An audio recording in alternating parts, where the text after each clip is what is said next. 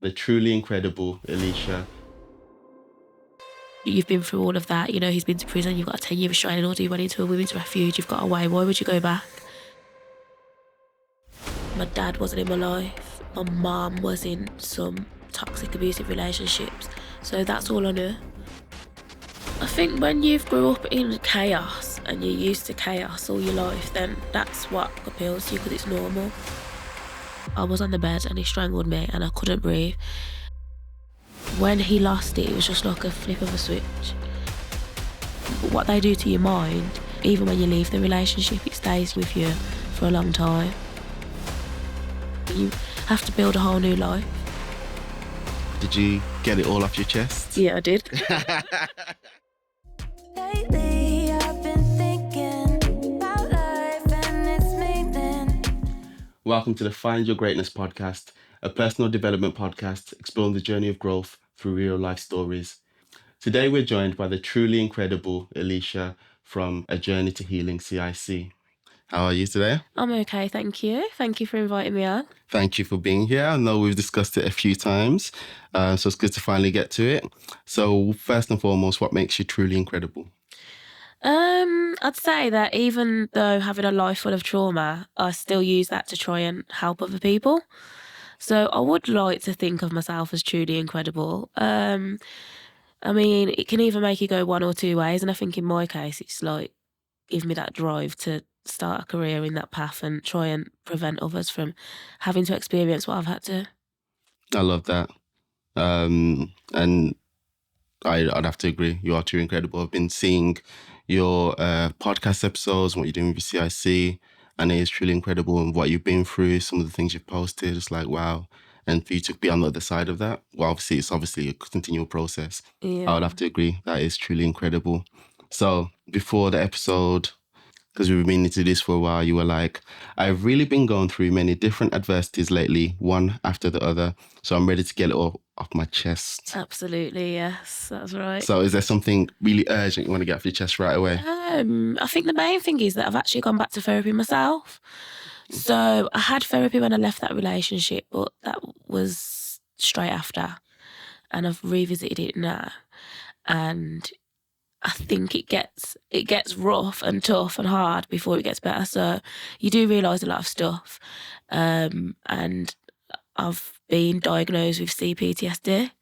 So you've got PTSD and then you've got CPTSD, which is complex PTSD. So I've been trying to like navigate around that, getting that diagnosis. And it's been really difficult, to be honest. It has been really hard. Yeah, I can imagine. I think we had Joella Olivia on a couple months ago, and she was really making the point that therapy is work. Like the emotional labor you go through, people think, oh, you go to therapy and then, oh yeah, I'm fixed. It's like it brings up so much you have to process. But hopefully it helps you get to that other side where you're aiming for. It does, but I would say it's not easy at all. So basically, people probably go there and think, oh, I'm going to sit down, I'm going to talk to this counsellor, I'm going to leave and I'm going to feel amazing. But actually, it makes you feel worse whilst you're doing it. Because what we tend to do as people is we go through stuff in our lives and then we just keep ourselves busy, try and forget about it, and like we shut the door on it. And when you go to therapy, it's like unpacking. Like it's like if you've got a storage cupboard and you're just putting stuff in and closing the door. And then one day you've got to get it all out and sort it all out. So it is really hard, but I think it will definitely be worth it in the long run.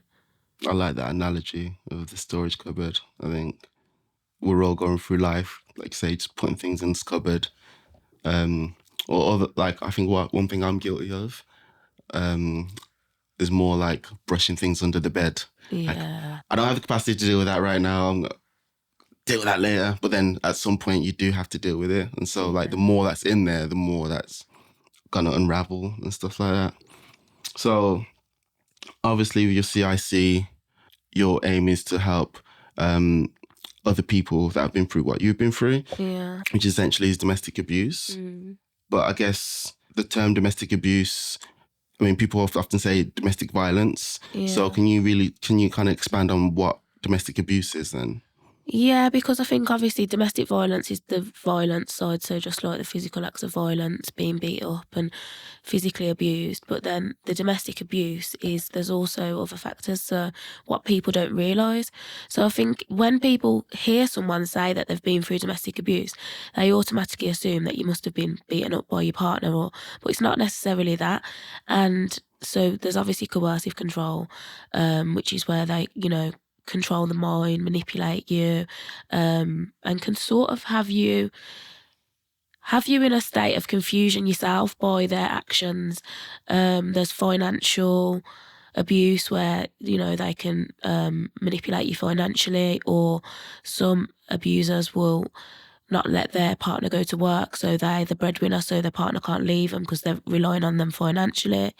There's all different factors to it, to be honest. And I think that the violence, I always say, is the easiest to deal with.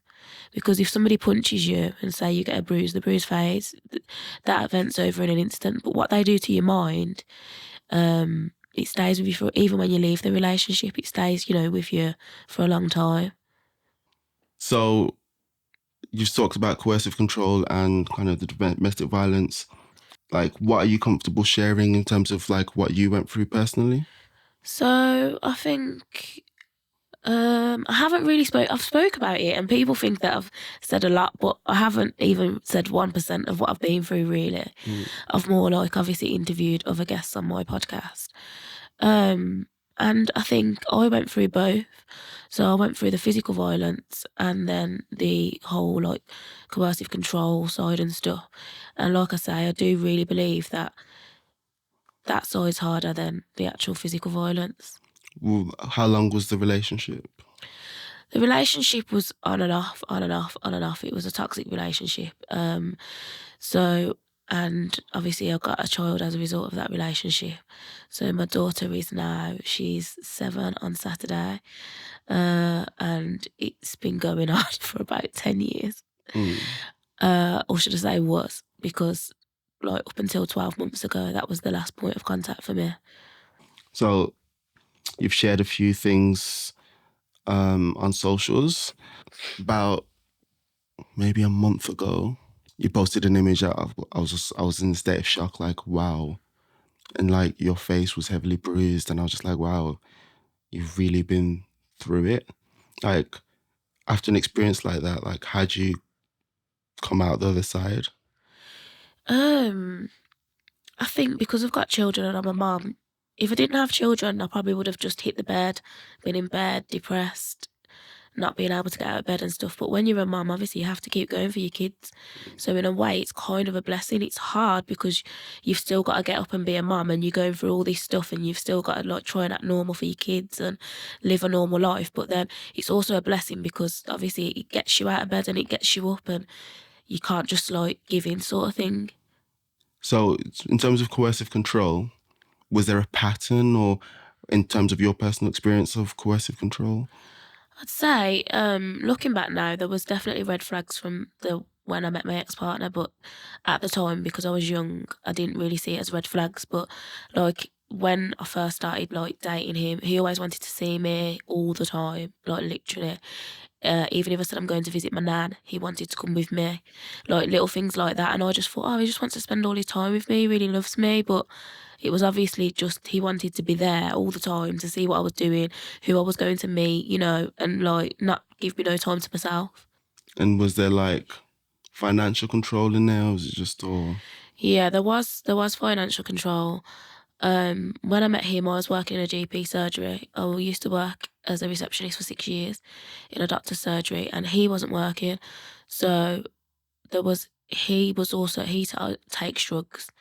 So there was financial abuse in a way that he would always borrow money off me. I'd never get the money back. Because obviously I was working and he wasn't. And then even to this day, it's impacted me. He got things out in my name that I didn't know about, like catalogues and things like that. Because obviously we was living together and he had access to like my passport, my driving licence, stuff like that. He got stuff out in my name. I've got like fraud markers against my name because of him. Like it still affects me to this day, even though I'm not in that relationship anymore. Like I've got bad credit and that now because of what he done. is there nothing that can be done, like, in terms of disputing those things? But this is what I feel like needs to change, because obviously, say for instance, if I know they've changed it a little bit now with like banks like Monzo and stuff. Like if you want to open one in your name, you have to put you have to do your face, like. But then it's hard, because if you're in an abusive relationship, a man could be forcing you to do that. So even though you're putting your face in the camera on the app saying, you know, my name's Elisha Ross, for instance, I want to open this bank, they could be pressuring you to do that for them, sort of thing. So I don't know how it can change really. But it's just a shame, because it's obviously all in my name, and my, you know, passport and stuff was used to gain these catalogues, and he had access to all my information because we was living in the same house. They don't really consider that. Like they say, how do we know that it weren't you? You could just be using that as a way to try and get out of this debt. Do you know what I mean? So it's like the victims are left with a lot of things that you have to pick up afterwards, which, like you says, not even your fault. I don't even know what to say about that, because finances, like, everything stems from money in life, like literally everything. I'll talk about this a bit more later. So yesterday I was at a violence against women and girls event, and one of the people talking was talking about their mom, and in order to kind of escape the relationship, so to say, had to take on so much debt. And so it's like, not only was there financial control during the relationship, because maybe the man isn't letting you work or is trying to control the money, but then just to escape, you have nothing, and then you like take on debt and all this kind of stuff. So it's like, it's really just impacts your life and stuff like that. Yeah, no, it does. Because you have to have a plan. Like when people say, oh, well, if it was that bad, why don't you just leave? Sometimes you can't just leave. Like you said, you're going to be homeless. You got children. Where are you going to live? You're going to have to leave your job, like I did. I had to leave my job in the doctor's surgery. I had to go into Coventry Haven Women's Refuge with my children. I had to leave my family, my friends behind, my home. Like it's not just that easy as getting up and walking away. And do you know what I mean? You have to build a whole new life. I think I remember you saying something like, it takes the average person 12 attempts to leave. Yeah. How many times did you just say you tried to leave or thought about leaving? Or Definitely way more than 12. yeah. Yeah. So what is it for you that makes it so hard to leave these relationships? I think once you've had a child or children with someone, then obviously there's that part, isn't there?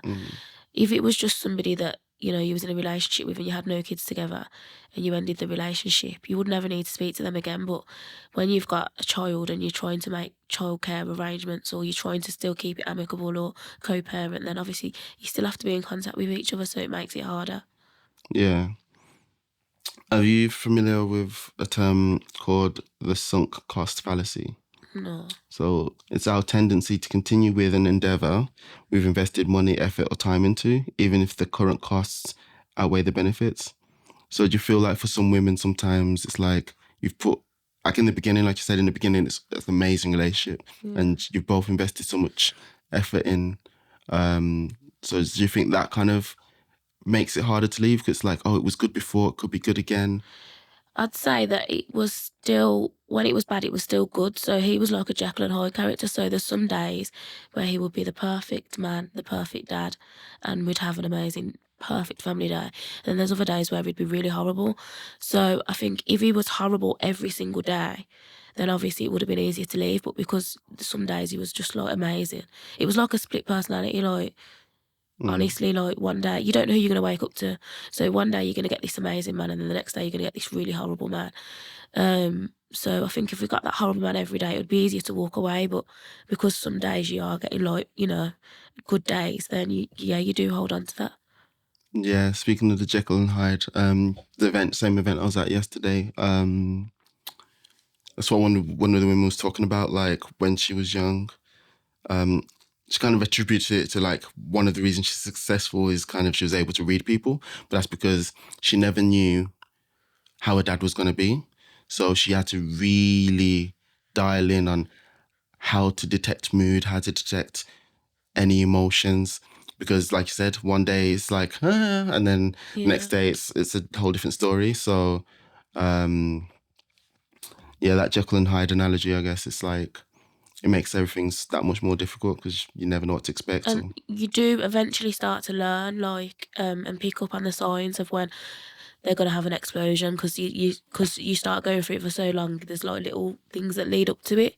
It's like a cycle, and then they'll have the big explosion. Say, for instance, be physically violent to you, and then it will be that period of trying to be nice to you, to win you back over. I'm really sorry, and being amazing and doing all these things for you, and maybe like buying you flowers, cooking dinner, doing this, and then that'll be that there for a little bit, the good times, and then eventually tension will start building up again until there's another explosion. I know you've like, I'm going to jump a bit and I'm going back to your story, but I know you spoke about in the past male mental health, and you tried to do an episode on your podcast about male mental health, but just the way you're describing like the kind of like being steady, and then it's like an explosion. Like, why do you think that might be? So, for my ex-partner, he did have mental health issues, but he never actually got any. Well, he went to see the GP and he was diagnosed with mental health issues, but he never like took any steps to help that. And he used to smoke weed and he used to take cocaine as well.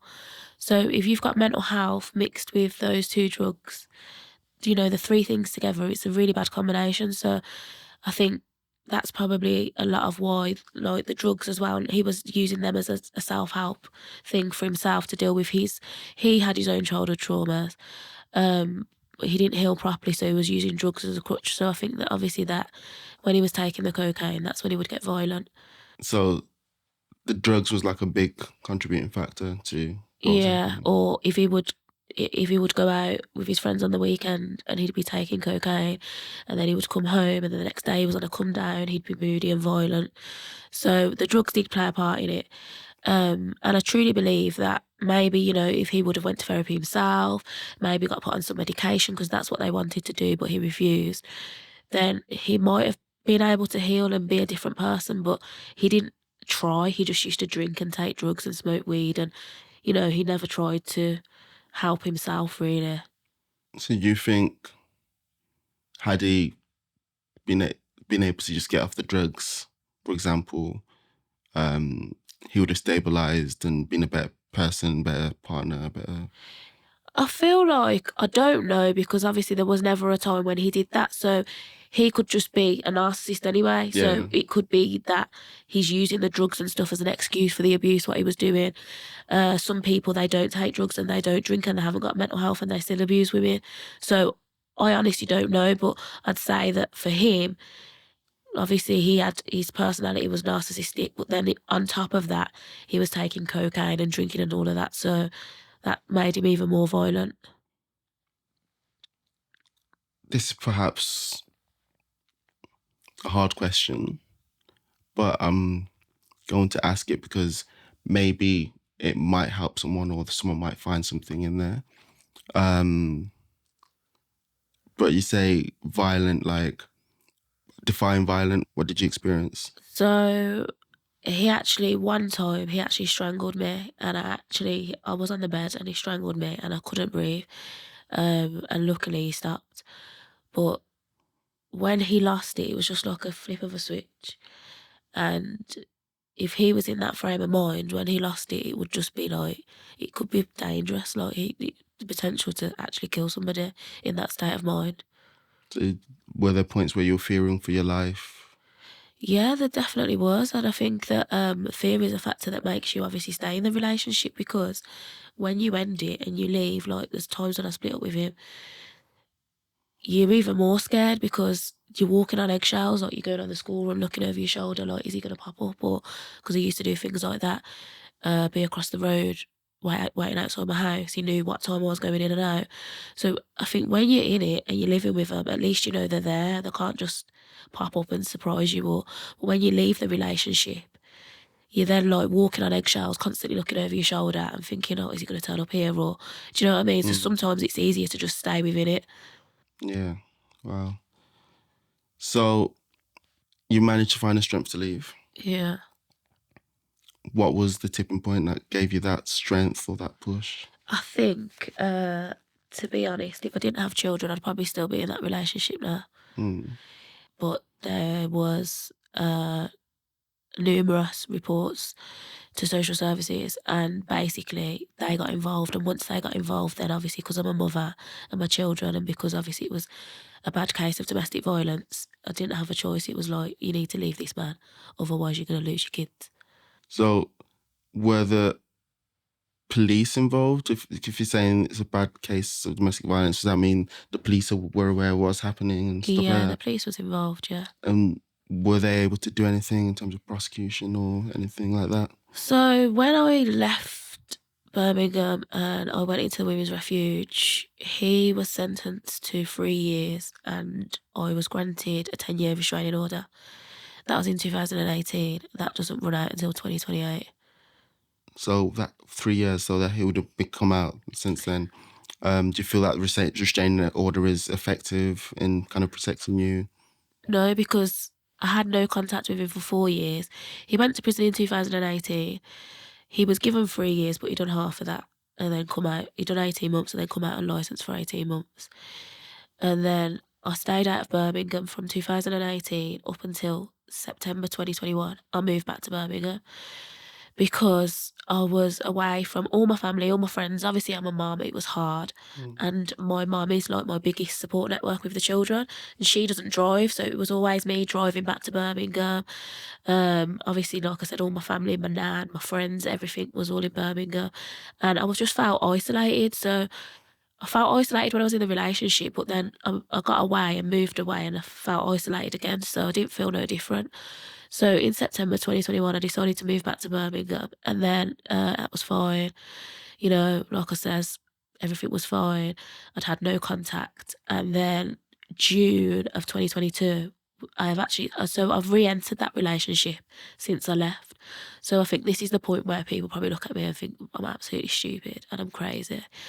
Like, why would you've been through all of that? You know, he's been to prison, you've got a 10-year restraining order, you went into a women's refuge, you've got away, why would you go back?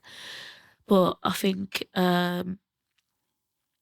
he obviously was expressing he wanted to be a dad. He says we'd had 4 years no contact. He says that because before I went into the refuge and before we went to prison, I wasn't in contact with him. There was like ongoing police cases and stuff. So we went to prison in 2018, but we wasn't in contact for for a little bit before that, probably like 2017 or early 2018. And it had been 4 years, and I think he managed to persuade me that he changed. He said he'd had all this counselling, he wanted to be a dad. And at first I was meeting him up in public places, we went to Star City, we went to the soft play, went for food, giving him an opportunity to be a dad, and he really seemed like he changed. So one thing led to another, and I ended up getting back into that relationship. And that was up until around this time last year. So from June 2022 to like October, November 2022, I was back in that relationship. And then I left again because he hadn't changed. Like the patterns started to reemerge. Yeah.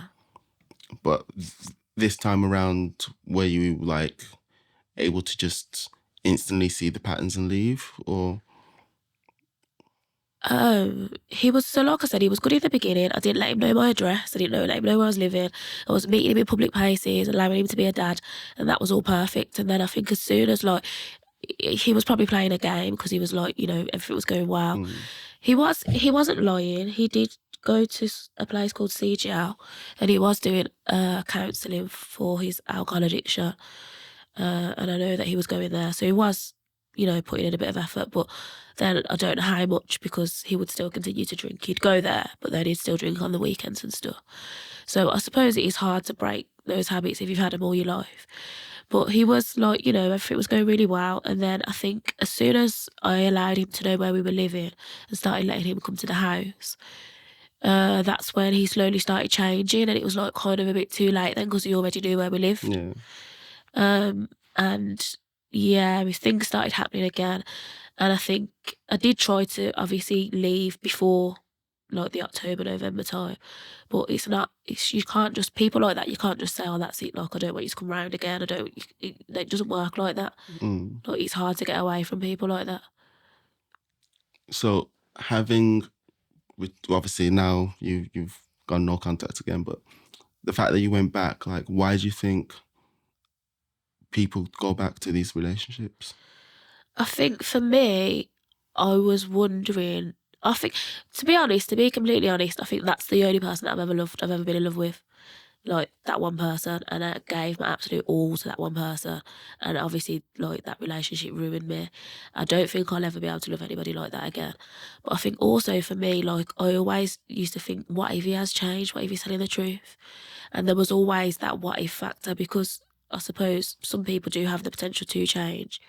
And love thinking, if he has changed and he has had this counselling and he is a different person, then it could be good. Like we could be perfect together, because there was days where we had perfect family days. So I think I had to give him another chance to find out for myself, because otherwise the rest of my life I always would have thought, oh, what if? Do you know what I mean? Yeah. I heard an anecdote on one of your episodes with a lady you've done a few episodes with, where it turns out this particular gentleman you're talking about had also dated this lady. Is that correct? Yeah, so this was before I even knew who he was, years ago, literally. Okay. So she was in an abusive relationship, which she shared on my first domestic violence special. She's been in 3 abusive relationships, but one of the guys that she was seeing for a while was actually him. But this was before I met him, before I had children with him. So this was like in the past. So this was like a long time ago when she was younger. But I think it just proves that, the same pattern has happened with every partner. He's been abusive. So that brings me to Claire's law, because had you known in advance his history, maybe you might not necessarily have been involved in the relationship. Possibly not. But I mean, as you probably have more knowledge on Claire's law, do you want to just explain what that is real quick? Yeah, so basically Claire's law is it was brought about in memory of a lady called Claire that was murdered by her abusive partner.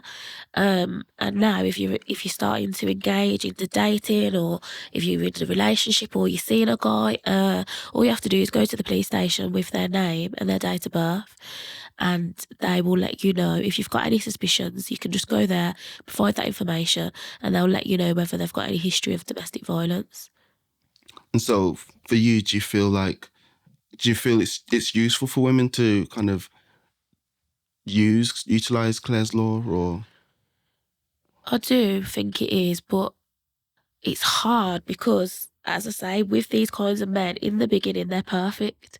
So it's not like they're wooing you, they're being this amazing guy. Like, I thought I'd landed on my feet. I thought, oh God, I found a perfect guy here. So there wasn't really any, in the very beginning, there wasn't really any instances where I'd think, oh, I need to get down to the police station. And do you know what I mean? Yeah. Because he was acting so perfect. Yeah, I guess in an ordinary relationship, it's not the first thing you think, oh, let me go check. Yeah. Do you think, having been through what you've been through, you'd be more likely to, for future relationships, initiate that check? Or? Yeah, I think if I started seeing certain things, if I started seeing someone and there was showing a little red flag, or I started picking up on certain things, I would definitely check it out now, yeah. Because it can save you a lot of, years of trauma. So, thankfully for your particular case, there was a prosecution for what you've been through, but for a lot of women, they never get that justice. No, they don't. So why is it so hard to prosecute these cases? Because it's literally your word against theirs. So you could go to the police station and say, look, I've got this bruise on my face, my partner punched me last night, and you've got to, for it to even go anywhere with the Crown Prosecution Service, you've got to have sufficient evidence. So they could say, no, she's done that to herself, or someone else, or she fell down the stairs, or if you haven't got evidence. So you have to be very clever, and you have to start building up evidence yourself. So I think whilst you're in the relationship, if you are planning on leaving and you do want to get a prosecution, I think you have to, if you've got text message, voicemail messages or abusive text messages, or obviously all of that helps. And I had a lot, and a lot of evidence. And I think in my case as well, he's very much like, he just had no regards to certain things. So he would turn up at the school and start kicking off on the playground. So then I had like witnesses, like staff, and do you know what I mean? But not everyone has that. Like some abusers abuse their women at home and then they don't do it in public, or they don't do it in front of anybody. So it's hard for the woman to prove that they're actually being abused. Yeah, I think that's a tricky one, because unless you've got cameras in your home, or like how are you supposed to get evidence? Yeah. So I understand from the perspective of law, which is hearsay. You don't want to have hearsay because then anyone can say anything about anyone, and then. Yeah. But then, in the context of domestic abuse, maybe there should be exceptions. Yeah. For example, in 2012, they realised that 16 and 17-year-olds were heavily involved in domestic abuse. So they changed the law to include 16 and 17-year-olds, because before that, it was like adults. So I guess my point is, perhaps if you're aware that this is a situation, maybe the law can be more flexible when it comes to cases of domestic abuse. Do you think that could work, or? I think it's a hard one, because even before I went through it myself, I used to judge people for like getting back with the person and stuff. And I think it's the same for the police, because they probably think this lady's called us out, she's got us to arrest this man, you know, she's made a statement, and then next week she's back with you. So they're probably thinking, we can't really help you if you're not going to help yourself. It's hard to understand. There's a whole other side of coercive control, and a hold that these people have on you, and a whole other side of manipulation and mind control. And then you've got to remember that the person that's doing this to you is someone that you're in a relationship with, that you're in love with, that you have children with. It's not like you've just gone out and walked down the street and a random man has beat you up. Then obviously you'd be able to like prosecute that, like all guns blazing. But then you start thinking, oh well, what if he goes to prison? Then my kids aren't going to have a dad, or do you know what I mean? Like it's hard. I don't know how closely you follow news and stuff, but you was talking about having voice notes and stuff like that, and it reminded me of the Mason Greenwood case. Were you familiar with that? Yeah. And when it happened, and he actually got arrested, I was like, that's amazing, because you never see these cases of high-profile people getting arrested or going through this. So it's like, okay, this is going to set an example. And however, at a certain point, they dropped the case because they had insufficient evidence, or they said, I can't remember what the case was, why they dropped it. I think she may have dropped the charges as well. Yeah. Because then she entered back into the relationship with him, and then now they've got a baby together. Yeah. But this is what happens, because what they do is, even when you've got them arrested, they'll contact you like, oh babe, you know, I'm sorry, I really love you, I'm never going to do it. Like, get into your head. And women do phone and drop the charges. And it's just, do you know what I mean? It's really hard. So I just want to talk a bit more about the changes in 2012. Let me just read what it says. The extension of the definition of domestic violence to include people under 18 is the latest move by the government to tackle domestic violence. The decision follows a government consultation which saw representatives from police, voluntary organisations and local authorities call overwhelmingly for this change. Extending the definition will increase awareness that young people in this age group experience domestic violence and abuse, encouraging more of them to come forward and access the support they need. For example, speaking to someone about the abuse or contacting a helpline or a specialist service. So the reason I bring that up as well, because in that same bill, they also included coercive control into the definition of domestic abuse. However, here's the statistic I was looking for. So this follows the government's successful teenage relationship abuse campaigns and is backed up by the British Crime Survey 2009/2010, which found that 16 to 19-year-olds were the group most likely to suffer from abuse from a partner. 12.7% of women and 6.2% of men in this age group suffer abuse, compared to 7% of women and 5% of men in older age groups. So the reason I bring that up is it brings up into question like the idea of age. So like, do you think younger people are more likely to go through these kind of things? Yeah, because you're more vulnerable and naive when you're younger. I think for me now, if I was ever to move on into another relationship, I don't know whether this is just because I've been through what I've been through, so I know certain things now, but the age that I am now, like I'm going to be 32 in February, I wouldn't stand for what I stood for then. But I think when you're young, you do kind of like accept it more. And you are more like, more naive and more vulnerable the younger that you are. Yeah. I think one discussion I had the other day was like, one of the reasons people are bad at relationships when they're young is, so for example, friendships. You've been having friendships since the age of 2, right? And you learn early on what a friend is, what it means to be a friend, what friendship looks like to you, or whatever it might be. Whereas with relationships, if you're starting relationships around 16 or 17, you don't have that framework. You know what I mean? You don't have a framework of this is what a good relationship is, or this is what I expect from a relationship. So you hear stories about people just say, oh, it's love, even though something might not be right. They're like, oh, but it's love. But again, like with experience, like you say, of time, you realize what a good relationship is, what a relationship should look like.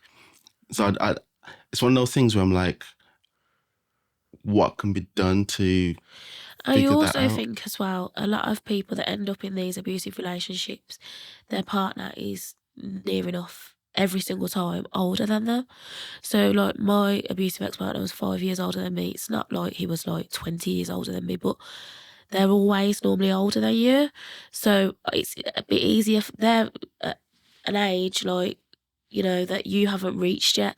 So they've got a little bit more life experience. So it's a bit easier for them to manipulate you because you're younger than them and they can do certain things and because you haven't been through that yet with no one else. Like you says, you don't know whether it's normal or not at the time. So I think that a lot of abusive men do pick younger partners because they are easier to manipulate than partners their own age.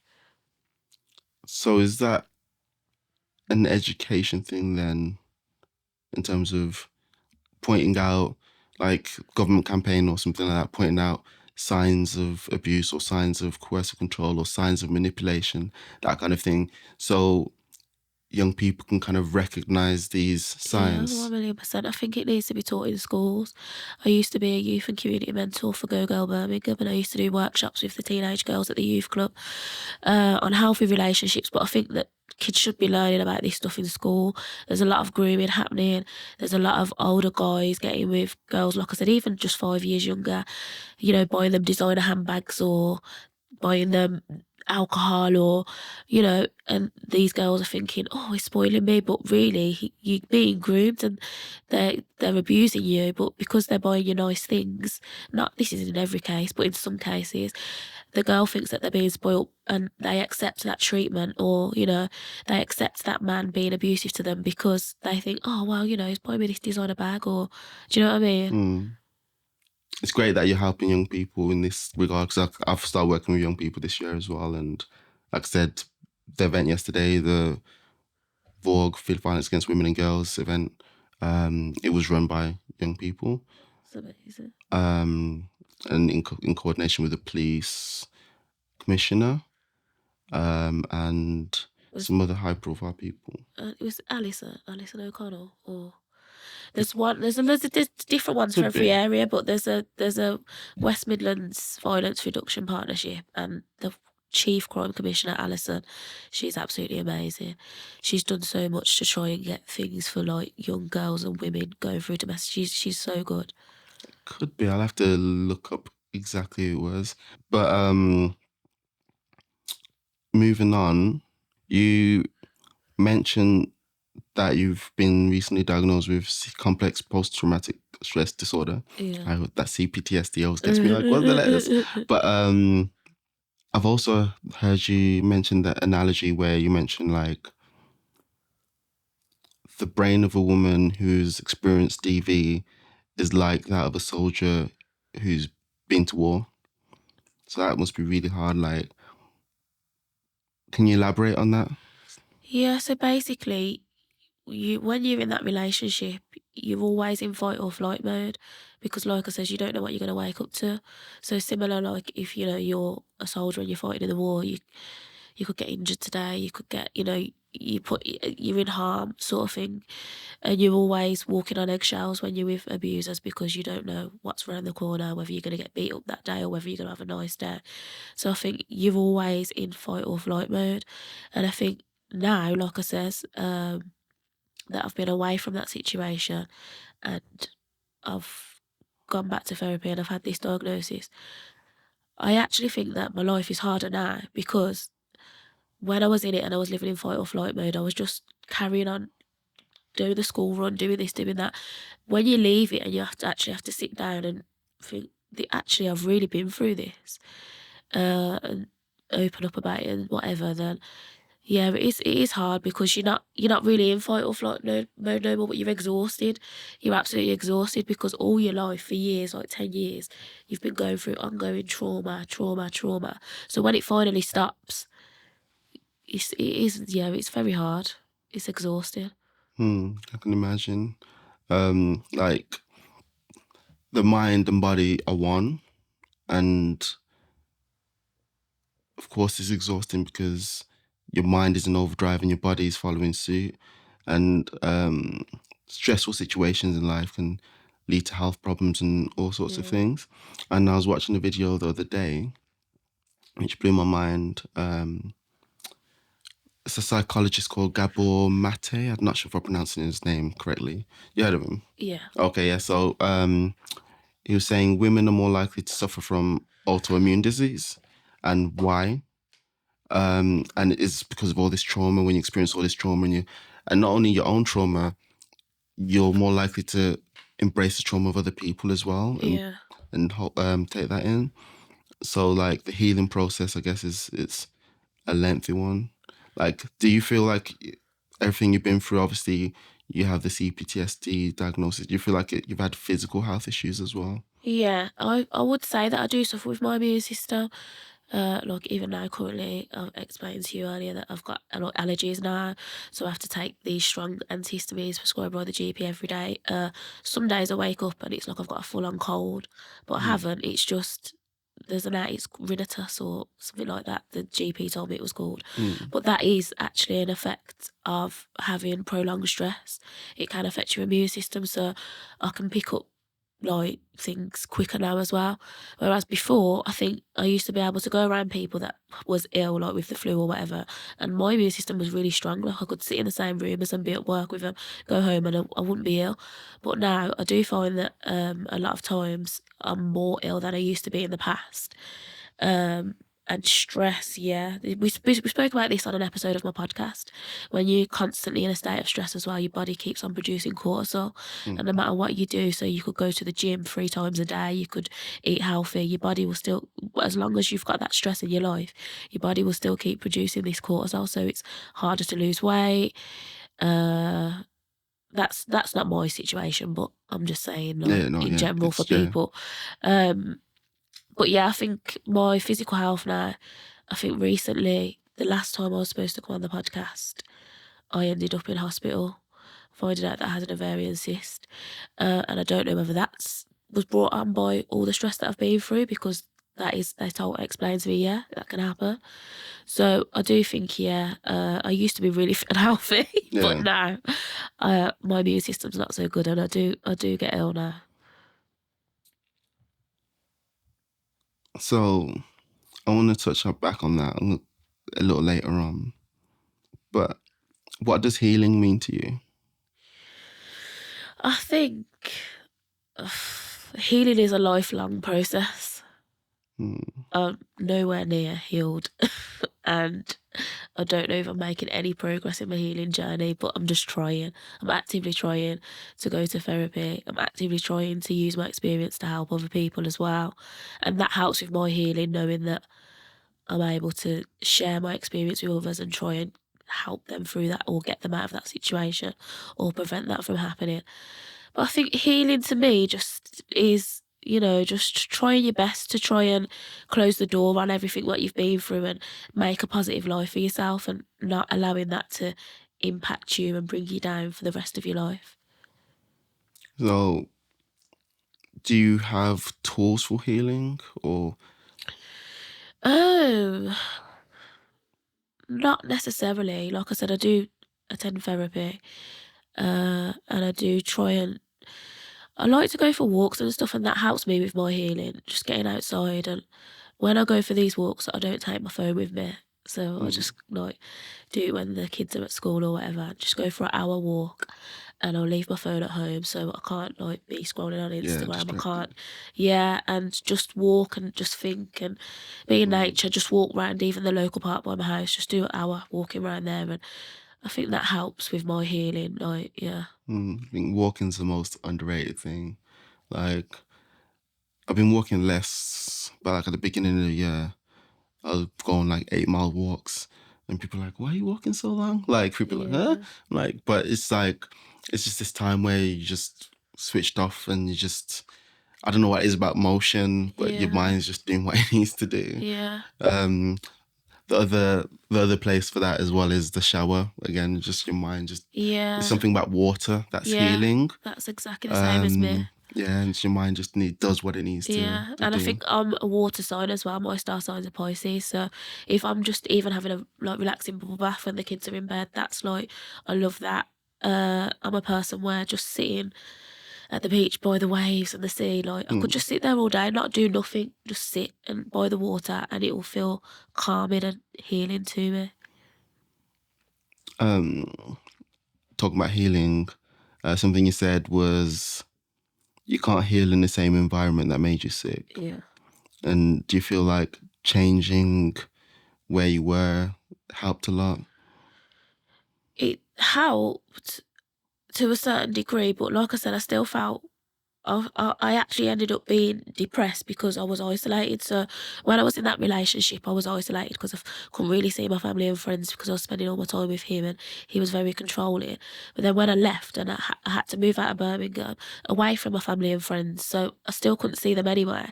So I did heal a little bit being out of the environment, but it was hard as well because then I ended up being depressed because I was out there on my own with children, away from I've got no support. Mm. But I do believe that I started to sort of pick myself back up.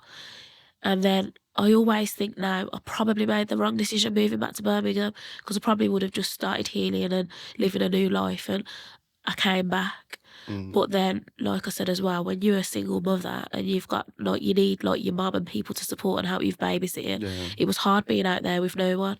Yeah, parenting, you do need the village. Yeah. Um, I'm about to be a parent myself, so it's like, ooh.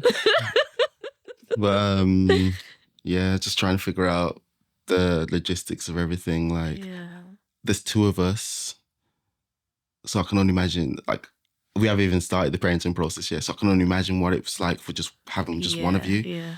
Um, And I've got 3 children as well, not just one. oh yeah, there you go.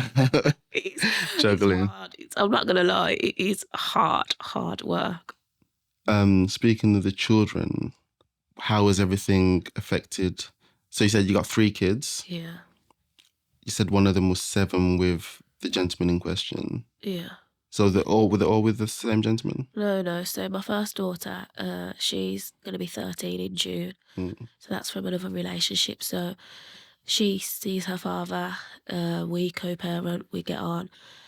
There was no domestic violence there. He just was unfaithful one time and I never forgave him. So that relationship ended. So then when I met my abusive ex-partner, I already had her. So yeah, so that's even harder because then obviously the little two can look at my older one, see her going with her dad, and then be like, and that's one of the reasons why I got back with him in June 2022 because Daisha, because my son's only 3, but Daisha's a bit older and she used to see Leah going with her dad and want her dad. So I gave him another chance, you know, got back into that relationship and tried to do the family unit thing. But obviously he hadn't changed. So, having observed everything, you was with the guy, what, 7 years, was it? You said? No, it's been like on and off, like For 10. up until last year. 10 So, years. so for that 10-year period, your 13-year-old would have seen everything. And then the other kids that would have been the whole life, right? Yeah. So how have they been coming out of that and trying to move on and stuff like that? So my two daughters, my son's only 3 years old, so he's a bit young. And hopefully they say that things that happen before the age of 3 don't always stay with you. But once you get to the age of 3, 4, your brain and your emotional side of your brain develops in a way that if something happens at that age, then you remember it. So he might not even remember some things. But my daughters, obviously, they're older and they do. So my 6-year-old, she's going to be 7 on Saturday. She does play therapy in school. So someone comes into the school and it's like through a way of play, but they get certain things out and whatever. It's very much led by the child. And then my older daughter, she does art therapy. So they do therapy themselves, and it's definitely had an impact on them. And another way it can impact the children as well is if they see their father or a man being abusive to their mother, some children can then take on that role and start speaking to their mum in that way as well, because they see this man doing it every day and they think, oh, this is how you talk to mum. So you can get it from like the man and the children sometimes, because they just think that's normal because my dad's talking to her like that and telling her to get this and get that, so I can do it and she has to do it for me, sort of thing. Yeah, I think that must be challenging, like having not only that friction with your partner, but then that resulting in friction with your kids as well. Yeah, so I went on the freedom program, and then now that I've started my own CIC, I actually done some training to be able to deliver that. I haven't delivered it like to a group of women yet, but it's something I would like to do in the future. But these are the things that you learn, like in depth, how domestic abuse and violence can affect children, and they do talk about that a lot, like the kids, how it affects their behaviour, how it affects their future relationships, how it affects the way that they sometimes talk to the mother because they copy how the father treats the mother. And I don't think people realise how it really does affect children. I think people think kids are kids, so they can just like be resilient, and once you end that relationship, like they'll be happy again. But no, it does still have an impact on them even now. Do you feel like the therapy that they're getting is helping them? And the fact that the gentleman's no longer in the picture, do you think that's helping them? I'd say the therapy does help. It is a good thing. The fact that he's not in the picture, I don't know whether that it's a good thing, but I don't know whether it helps, because obviously my daughter that's like just turning 7, she part of her wants her dad in her life, but then the other part obviously knows that he's not a good person to be in our life. So it's really hard, yeah. So being back in Birmingham, obviously, I guess that does that help them having other family? Like, does it help your kids having other family around and stuff like that? Yeah, it helps to be back close to family and friends, to be able to just spend more quality time with their family, because when we was out there, like, you know, we didn't really get to see family much, and it was just us trying to build a new life out there on our own. So it does definitely help. And I think having like, I've got an older brother, so like my daughter having him as her uncle, and like sometimes he will take her to her football training sessions and stuff. So that helps as well, having a positive male role model. I know it's not her dad, and he's never going to replace her dad, but it does help her, because at least she still knows, like when she sees a Leah going with her dad, she still knows, oh well, I've got Uncle Brett, or do you know what I mean? Yeah, not just that. It can be an example of how men behave or how men should behave. Yeah, and what it should be like. as opposed to having just this one image of, oh, men are this particular way. And Yeah. I guess seeing the other side as well might help her as she gets older and starts having relationships, to kind of look for men more like her uncle as opposed to her dad, kind of Yeah, thing. definitely. I think that's a big help, yeah. You know, he was talking about at the beginning of your relationship, everything was good. and made me think of love bombing. Yeah. So for those that don't know, love bombing is a form of psychological and emotional abuse that involves a person going above and beyond for you in an effort to manipulate you into a relationship with them. It looks different for every person, but usually involves some sort of excessive flattery and praise. So like these terms are coming into like the forefront now. So like I don't think 10 years ago anyone mentioned the word love bombing. So do you feel like not having language for this behavior and helps like know what to look out for and stuff like that? Or would it be like someone's love bombing, but it's like, oh, this is just a great relationship kind of thing? It's really hard to determine the two because you could meet a guy and they could start spoiling you in the beginning and they could end up to be a great guy and not an abusive partner.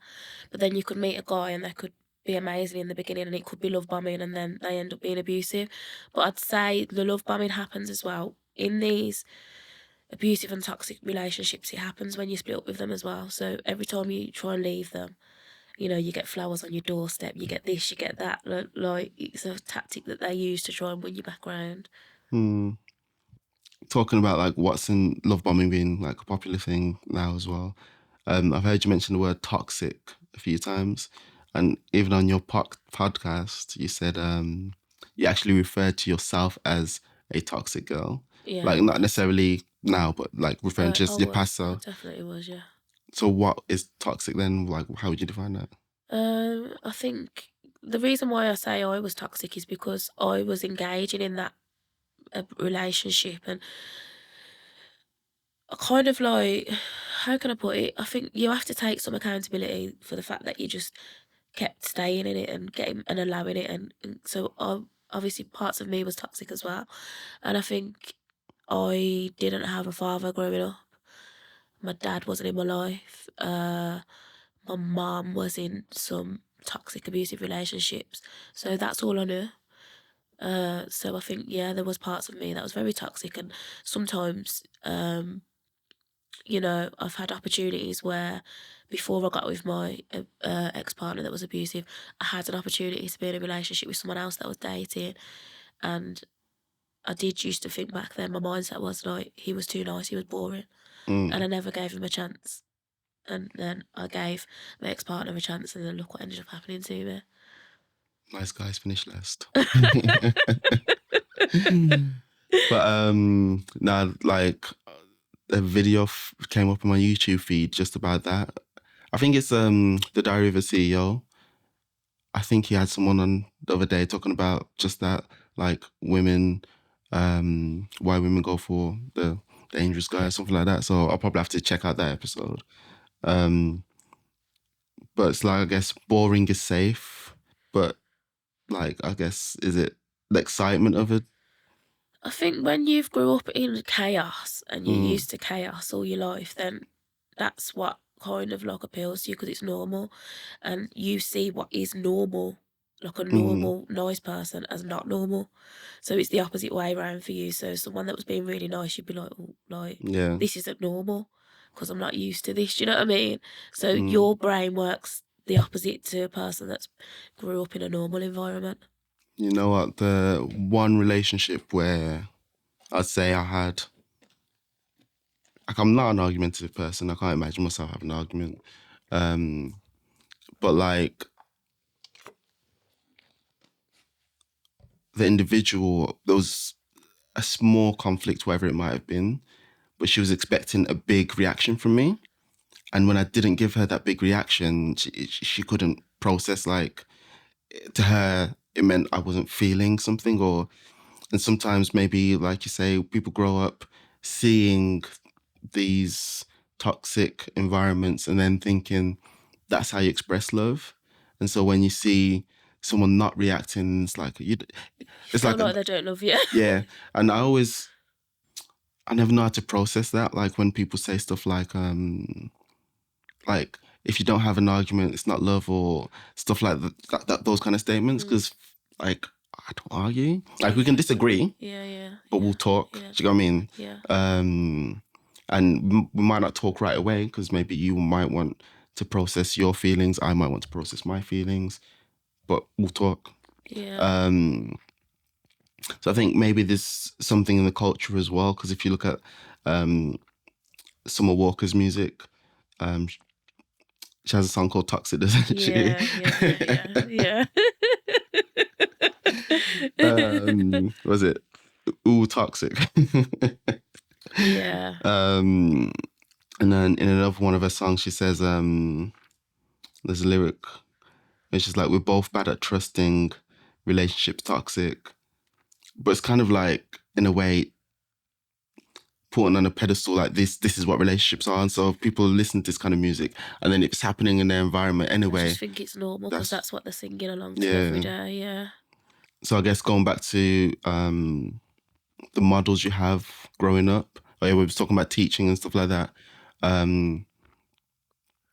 Like, I guess the hope is that your kids, because you're saying you had that in your environment and then you were attracted to it. So I guess the hope is that your kids see enough good things to not necessarily go for the same thing. That's the positive thing is obviously that I'm not in it now. Yeah. So they're not going to continue to grow up in that environment, and because they've seen that I've kind of left, then hopefully, you know, they will see that if you do meet someone like that and end up in that situation, then the right thing to do is to leave and not stay in it. So obviously you mentioned your ex having childhood trauma, and I guess stuff you observed growing up that might, I don't want to assume you had childhood trauma yourself. I didn't have childhood trauma, but I'd just say that I definitely had daddy issues because, like I said, my dad wasn't in my life. So I just had a single mom and my dad wasn't around. And then some of my mum's relationships were abusive as well. And obviously I witnessed that, yeah. So what do you think's needed to like break cycles? Like, as in generational cycles? I think that, I think as long as the man is safe to be around the children, then men need to start being active fathers more. I know there's a lot of active fathers out there, but there's a lot of people that have babies with women, the relationship ends, and then they don't see that child, and they're just happy for the mum to raise the child on their own and play like no role in it. So I think we need to start having these conversations about, you know, men being more present in their children's lives and being more, you know, we need more active fathers around, really. There's an IG account called, is it Raising Boys to Men? Yeah, I follow him, yeah. Yeah, I love so yeah, and that's something he talks about a lot. Like, just because the relationship ended doesn't mean your role as a father has to stop. Yeah. There's a good analogy he did with water. I don't know if you saw that. There's 3 glasses, I think. So one's the child, one's the mom, one's the dad. And so what happens is when the dad isn't around, the mom's just pouring into the child, pouring into the child, pouring into the child, and she has nothing for herself. And so having that father, even if you can hate each other as a couple, like, but having that support means you're both pouring into the child, and that means the mom herself has stuff more in reserve for herself. Yeah. But then also means she can, if she's good, then she can be there good properly for for the the children, kids. Yeah. Because I think when you're a single mother, it is like, you do feel like you're in a constant stage of burnout when you're doing things on your own all the time with no, you know, with no father helping out. And I think that it's hard because, like you says, you're doing everything. You're doing it all alone. You're getting stressed, and then you're not the happiest version of yourself for your children. And obviously, dads don't see all of that. They just see it as, well, you know, these women and single mothers, they just do it, they just get on with it. But they don't see the other side of it, and like how it, like you said, if you're having a bad day, then your children could potentially have a bad day because your mood affects your children. If you're getting help and support and you're in a better mood, then obviously you can be a better mum to your children as well. I always say, like, so I think for men, they need to find ways to have that investment in the child, that emotional investment, regardless of the situation between the man and the woman. Like, if they're together and not together, they need to find a way to have that emotional investment so they can be there for the kids and, again, raise better children. Yeah, because I do know, sorry, I do know some guys that are like great fathers that have got, for example, I know somebody that's got 4 children. They've actually got 3 different baby mothers, and they've got 4 children, and they have their children every weekend, all 4 of them together, Friday to Sunday. In the week, they see their children too, take them to their after school clubs and stuff. So there are some we have got some like Mm. good active fathers out there, but I think a lot of a lot of this generation is more, well, it might be 50-50. There might be equal amounts of good as there is bad, but there's a lot of bad out there as well. You know, I was glad to say, is it just this generation? But then I thought about it and I was like, actually, maybe there is something to this generation because going back to music, obviously, I mentioned Summer Walker. An artist I like a lot is Victoria Monet. She has a song called FUCK, which is Friend You Can Keep. But when she's talking about that song, she's like, oh, our generation, it's all about having fun. So that's what the song's about, just having that friendship, but, you know, it doesn't need to be more than a friend. But that's just how our generation is. So maybe there is a change in this generation, Yeah, how we approach there's a lot of hook-up relationships. culture. So, you know, back in our parents' day and age, it was more relationships. There weren't really like a lot of, there may have been friends with benefit situations, but it was more like relationships, and you stayed no matter what. So that man could be beating you and you could be in an abusive relationship. He could be cheating on you and you stayed and you didn't leave. But I think now it's different because like women leave more, and then there is this hookup culture where people will just, you know, hook up and not have anything committed or serious. Mm. I have so much to say in relationships. I think maybe we'll save that for We'll when do I'm another on yours. episode. But I do want to bring it back to the topic at hand. And like I said yesterday, I was at a Vogue, Violence Against Women. I have to say every time the letters Vogue, yeah, Violence Against Women and Girls event. And one of the things they said at the end was, so obviously there was a lot of young girls there, and then they had people from different organisations, so from police, from law firms, from various women from various organisations, and then we just had this one little table with us boys, just one corner, but just to kind of show that support that men are here for you as well. But one of the things they did at the end was everyone had to write on a piece of paper a pledge. Because sometimes you have these events where it's all talk, we're like, oh yeah, we could do this, we could try this. So, but by having a pledge, it encourages action. And so my pledge was to work with you, see how I can work with you with your CIC, or find something where I can contribute to your CIC to bring this about. But one of the things that was discussed heavily as well, because obviously we were on the little men's table, was what can men do? In the process of that, one of the gentlemen there was an ambassador for a charity called White Ribbon.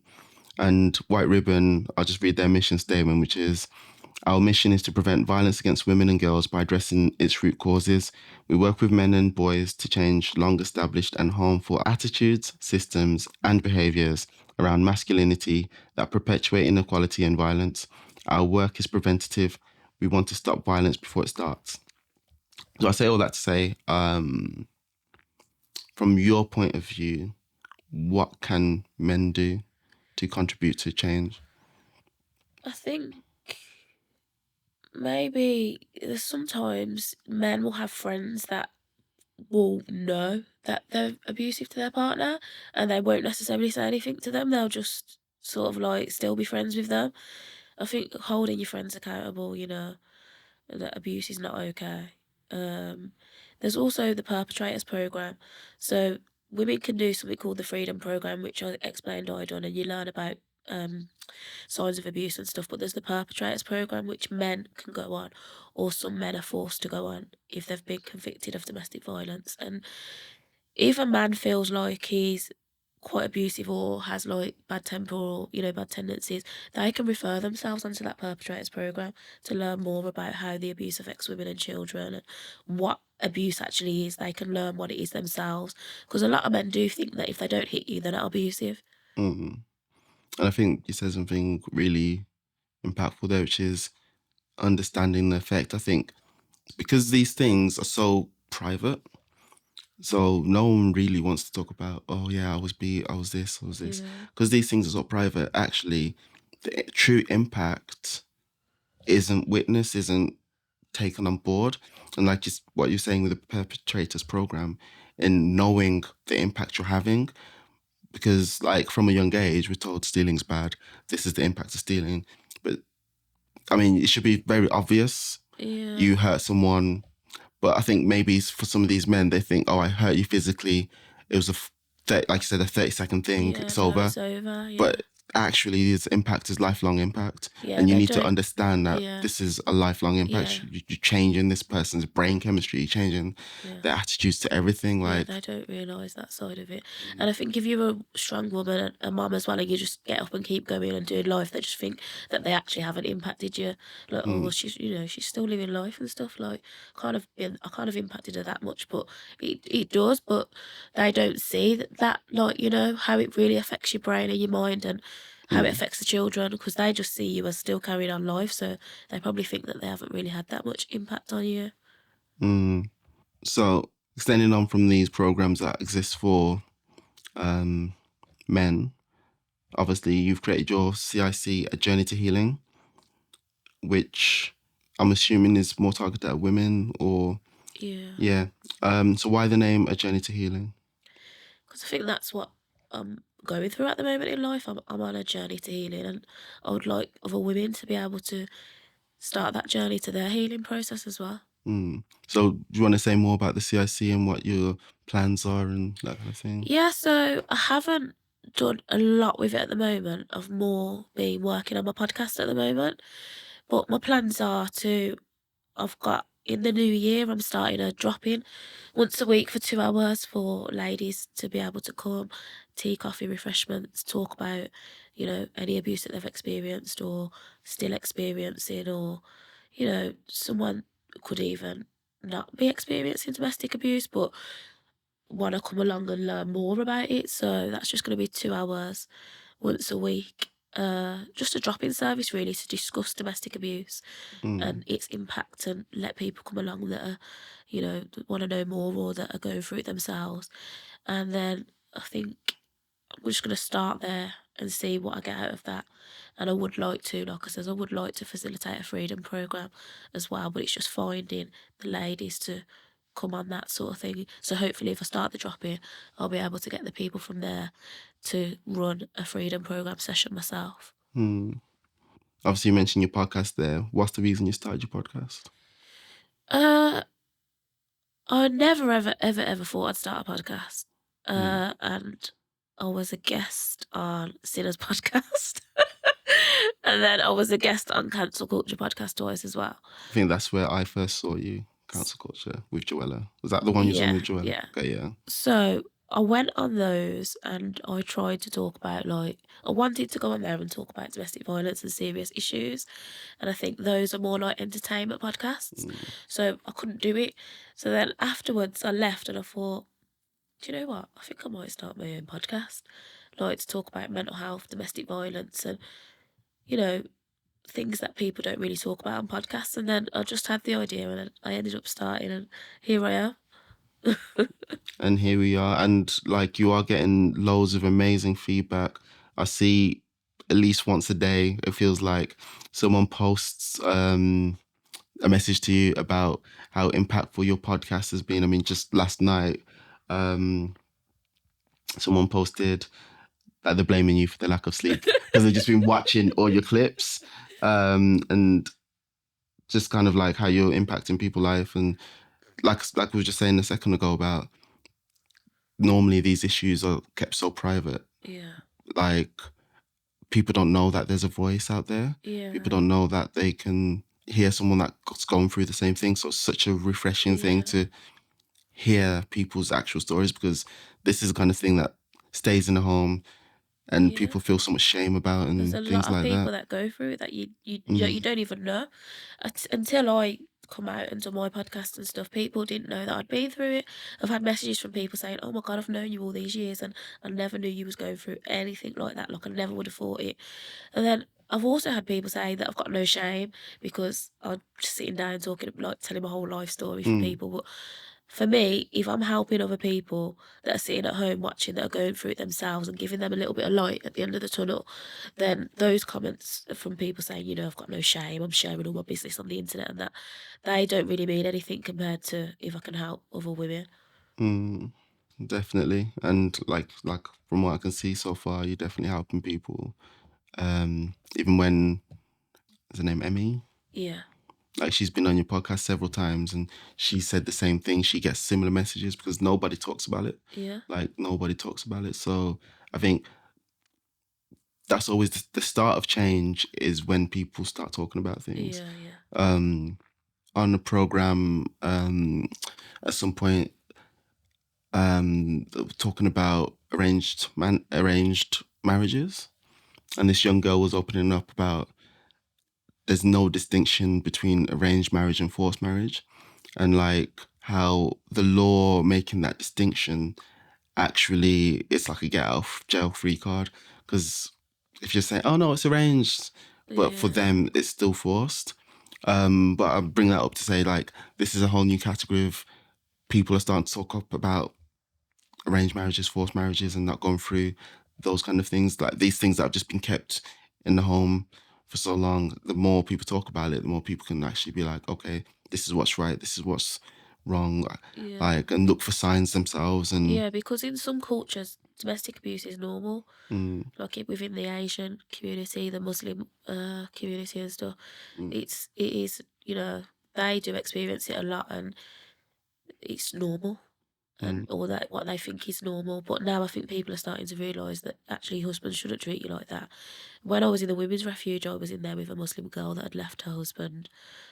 mm, You do see people from all different walks of life in there, but I think people are now starting to realise, whereas in the 1950s and stuff, women would just stay with their men and yeah. they'd put up with it. But now people are realising, well, actually, no, I don't have to be treated like this.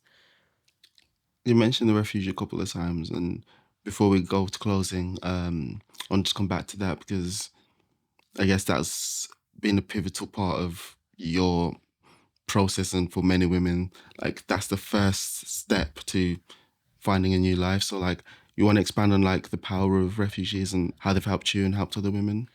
Yeah, I think they're a great thing. I think there needs to be more because at the moment now it stands where there's women that are going through domestic violence and they want to leave and they can't get a refuge space.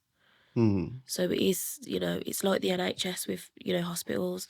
People can't get a hospital bed or can't get a GP appointment. It's starting to get like that with the refugees and stuff. But I think that they are very great. They're good at helping women to break away from that relationship and to start to build a new life. And yeah, I just hope that there's more funding out there in the future for more women's refugees, more domestic violence advocates. So yeah, hopefully, you know, I don't know how we could fight to get that, but it's definitely something that I would love to help in doing. Hopefully you can find that, because yeah, that's for me just hearing that for the first time, that there's not enough refugees. Like it's like there's two sides to it. There's one which means wow, there's so much domestic violence going on, but then the other side is just like wow, like why don't we have enough? Yeah. Because Um, when a woman's finally got to that point that she's strong enough to leave, and then she phones, you know, to refer herself into refuge, and it's like we've got no space, or we've got space for you and one of your kids. You can't. We ain't got space for you and three. Do you know what I mean?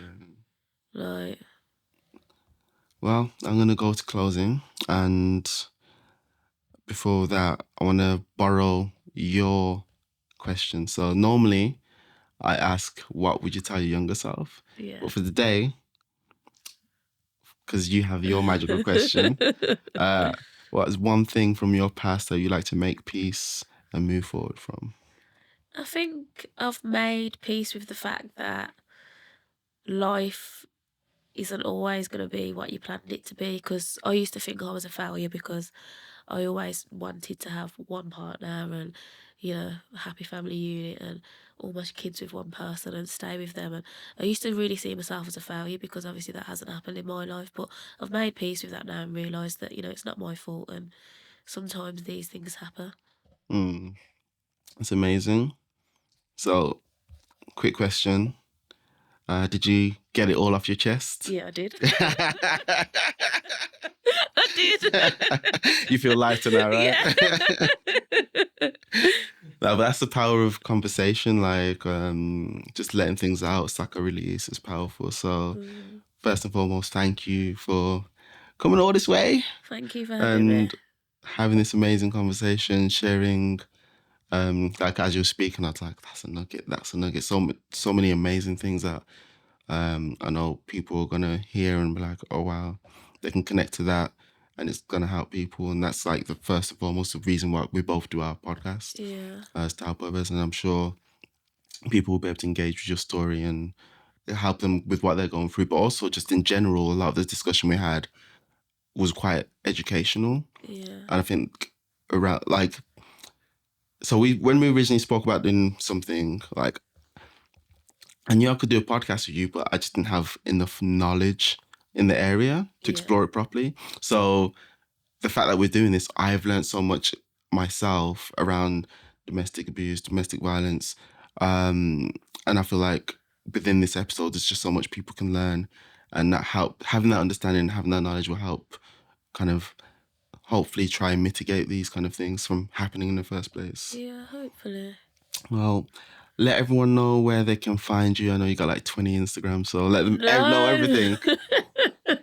No, so I've just got 3 Instagrams. I won't give my personal one out because I'm finding that a lot of people are starting to follow my personal page, and I'm trying to keep that for family and friends. Yeah, okay. But obviously it's not that way now. But it was open, but I've closed it now to private. Oh yeah. Okay. But my podcast page is the Missing Peace podcast on Instagram. And once you find that Instagram page, it's got my YouTube link to my YouTube channel on there, and TikTok is Missing Peace Podcast 2023. And then my CIC one is Journey To Healing on Instagram as well. Amazing. Well, I always forget to say this kind of thing, so I'm going to say it today.